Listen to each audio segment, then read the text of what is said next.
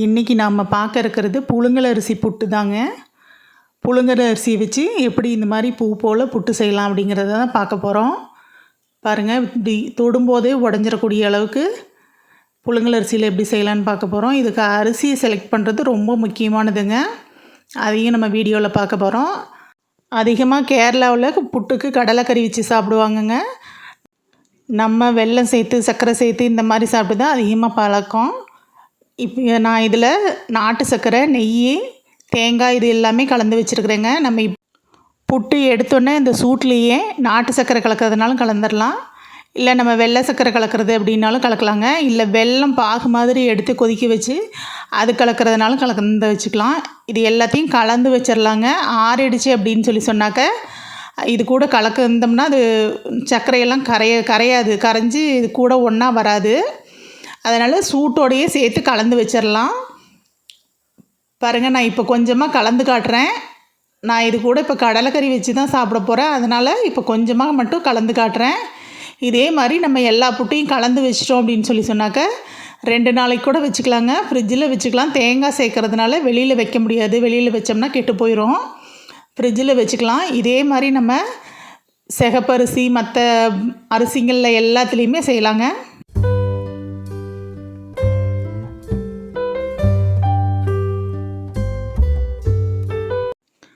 வணக்கம், பிக்மம் குமுதம். வாங்க, புழுங்கல் அரிசியில் எப்படி புட்டு செய்கிறோன்னு பார்க்கலாம். அதுக்கு அரிசி எப்படி தேர்ந்தெடுக்கிறது அப்படின்னும் மாவு எப்படி ரெடி பண்ணிக்கலாம் அப்படிங்கிறதையும் பார்க்க போகிறோங்க. இப்போ நான் ஒரு 3 டம்ளர் அரிசியை நல்லா ஊற வச்சுருக்கிறேங்க. 1 மணி நேரம் ஊறி இருக்குது.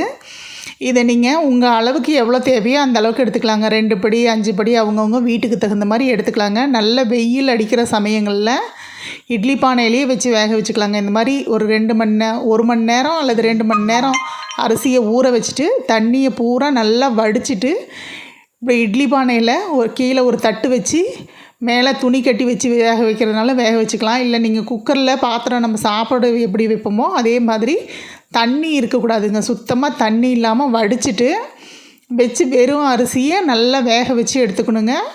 அந்த வெந்த அரிசி வெந்திருக்கும், ஆனால் விதையாக இருக்கும். அது மாதிரி எடுத்து வச்சுக்கலாங்க. புழுங்கல் அரிசியை புட்டு இந்த மாதிரி செஞ்சோம் அப்படின்னு சொன்னாக்கா ரொம்ப சாஃப்டாக இருக்கும். 2 நாளைக்கு இருந்ததுன்னா கூட காலையில் செஞ்சோம் அப்படின்னா கூட சாயந்தரம் வரலும் சாஃப்டாக இருக்கும். பாருங்கள், இந்த அளவுக்கு வெந்திருக்கணும்.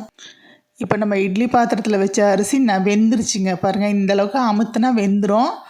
ஆனால் இப்போ எடுத்து உடச்சி விட்டோன்னே விதையாக இருக்குங்க. சாப்பாடு நம்ம இப்போ பாதி அரிசியில் வடித்தோம்னா எப்படி விதையாக இருக்குன்னு சொல்லுவோம் இல்லைங்களா? சாப்பிடும்போது ஒரு இடத்துல கல்யாண வீடுங்களெல்லாம் சொல்லுவோம், சாப்பாடு இன்னும் கொஞ்சம் வெந்திருக்கணும், விதையாக இருக்குது அப்படின்னு சொல்லுவோம்ல. அது மாதிரி இருக்குங்க இந்த அரிசி வெந்தது.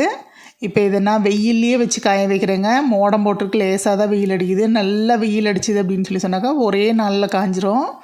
இந்த தட்டில் அப்படியே மேலே ஒரு சாலை வச்சு கட்டி நான் வெயிலில் வச்சு காய வச்சிட்டேங்க. 2 நாள் காஞ்சது. மோடமாக இருக்கனால பாருங்கள், இந்த அளவுக்கு காஞ்சிடணும். நல்லா அதில் கொஞ்சம் கூட ஈரப்பதம் இல்லாத அளவுக்கு காஞ்சிடணும். கொஞ்சம் ஒரு நாள் லேசாக காய அது ஒரு ரப்பர் மாதிரி இருக்குங்க. அப்புறம் அப்படியே இருக்க நல்லா காஞ்சிரும். இந்த மாதிரி அரைக்கும்போது நல்லா நைஸாக அரைப்படணும். அந்த மாதிரி காய வச்சிடணுங்க. காய வச்சுக்கிட்டு நம்ம இப்போது அரைக்கலாங்க. மிக்ஸி ஜார்லேயே அரைச்சிக்கலாம். மிஷினில் கொடுத்து இதை அரைச்சோம் அப்படின்னு சொன்னாக்கா ரொம்ப நைஸாக அரைச்சி கொடுத்துருவாங்க. புட்டுக்கு நமக்கு கொஞ்சம் ரவையாக தான் இருக்கணும். அதனால் அரைச்சிட்டு இந்த பெரிய கண்ணுள்ள இதில் ஜல்லடையில் ஜலிச்சு எடுத்துக்கலாங்க. ரொம்ப நைஸான ஜல்லடையில் சலிக்கக்கூடாது. ரொம்ப மாவு நைஸாக போயிடும். அந்த மாதிரி நைஸாக இருக்கிற புட்டு தாங்க கல் மாதிரி இருக்கிறது. நம்ம குழாயில் வச்சு வேக வச்சா அந்த மாதிரி கல் மாதிரி இருக்கும். பாருங்கள், சுத்தமாக எல்லாத்தையுமே அரைச்சாச்சு. இப்போ நான் அது கூட உப்பு சேர்த்துக்கிறேன். நம்ம துணியில் கட்டி வேக வைக்கிறதுனால நான் இன்றைக்கி புட்டு குடத்தில் தான் வச்சு வேக வைக்கிறேன். துணியில் கட்டி வேக வச்சாலுமே ரொம்ப நைஸாக அரைச்சிட்டோம் அப்படின்னு சொன்னாக்கா அந்த புட்டு ஒரு மாதிரி வரன்னு இருக்குங்க. கொஞ்சம் அந்த சாஃப்ட்னஸோட அப்படி தொடும்போதே மல்லிகைப்பூ மாதிரி இருக்காது. அதனால் கொஞ்சம் ரவையாக நம்ம அதிரசத்துக்கு எப்படி ஜலிச்சு எடுப்போமோ அது மாதிரி ஜலிச்சு எடுத்துக்கலாம். இப்போ எனக்கு நான் 3 டம்ளர் அரிசி எடுத்ததுக்கு தண்ணி பாருங்கள், இந்த இது 150 மில்லி பிடிக்குங்க. அந்த டம்ளரில் 2 டம்ளர் தண்ணி பிடிச்சிது. தெளித்து கொஞ்சம் கொஞ்சமாக தெளித்து பிசைஞ்சிக்கிறேங்க. ஊற்றக்கூடாது. ஏன்னா தண்ணி ஒவ்வொரு அரிசியும் ஒவ்வொரு மாதிரி தண்ணி இழுக்கும். கொஞ்சம் அப்படியே தெளித்து பிசைய நம்ம இப்படி கையில் பிடிச்சி பார்த்துக்கணுங்க. பிடிச்சி பார்த்தோம்னா அப்படி இந்த மாதிரி பிடிக்கணும் வரணும். உடச்சி விட்டோம்னா அப்படி உதிரணும். பாருங்கள், இந்த மாதிரி கொஞ்சம் கூட பாருங்கள் கட்டி இல்லாமல் எப்படி உதிருது அப்படின்னு சொல்லிட்டு. நம்ம இதே பச்சரிசியில் செஞ்சோம் அப்படின்னா அங்கங்கே கட்டி கட்டியாக இருக்குங்க. அது நீங்கள் என்ன தான் மிக்சியில் போட்டோம் அப்படின்னாலும் நல்லா இதாகாது. நல்லா புட்டு செய்ய தெரிஞ்சவங்களுக்குன்னா பச்சரிசியில் செய்கிறதுக்கு வரும். கொஞ்சம் இதெல்லாம் பிகினர்ஸ் கூட செஞ்சுக்கலாங்க. புழுங்கலரிசி புட்டு வந்து பிகினர்ஸ் செஞ்சால் கூட சாஃப்டாக நல்லாயிருக்கும். பச்சரிசி புட்டு கொஞ்சம் இதாக இருக்கும், கொஞ்சம் கடுசாக இருக்கிற மாதிரி இருக்கும்.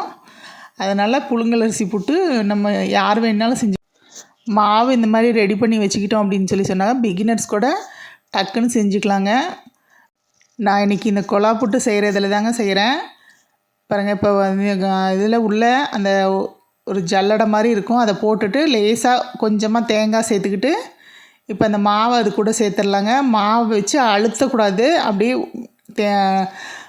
பொலன்னு உள்ளே போய் இருக்கிற அளவுக்கு போடணுங்க. ஒன்று மேலே ஒன்று வச்சு அழுத்தக்கூடாது.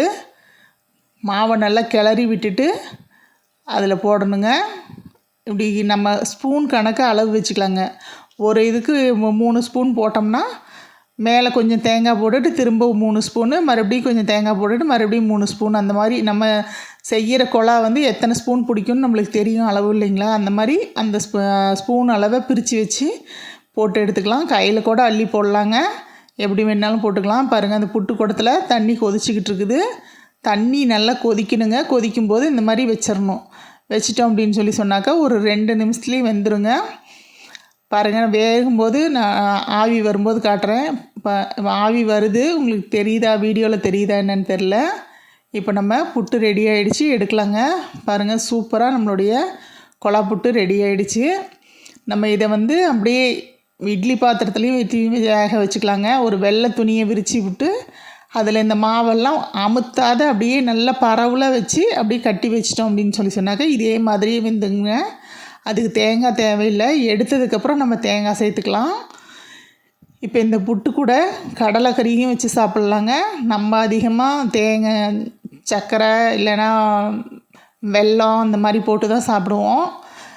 ஒவ்வொருத்தர் வீட்டில் இப்போ எப்படி கடலைக்கறி வச்சு கூட சாப்பிட்றவங்களும் இருப்பாங்க. நான் பாருங்கள், இது கூட இப்போ வெல்லம், நெய், தேங்காய் இதெல்லாம் கலந்து சாப்பிட்றாங்க. நீங்களும் இந்த மாதிரி புட்டு செஞ்சு பாருங்கள். வீடியோ பிடிச்சிருந்தா லைக் பண்ணுங்கள்.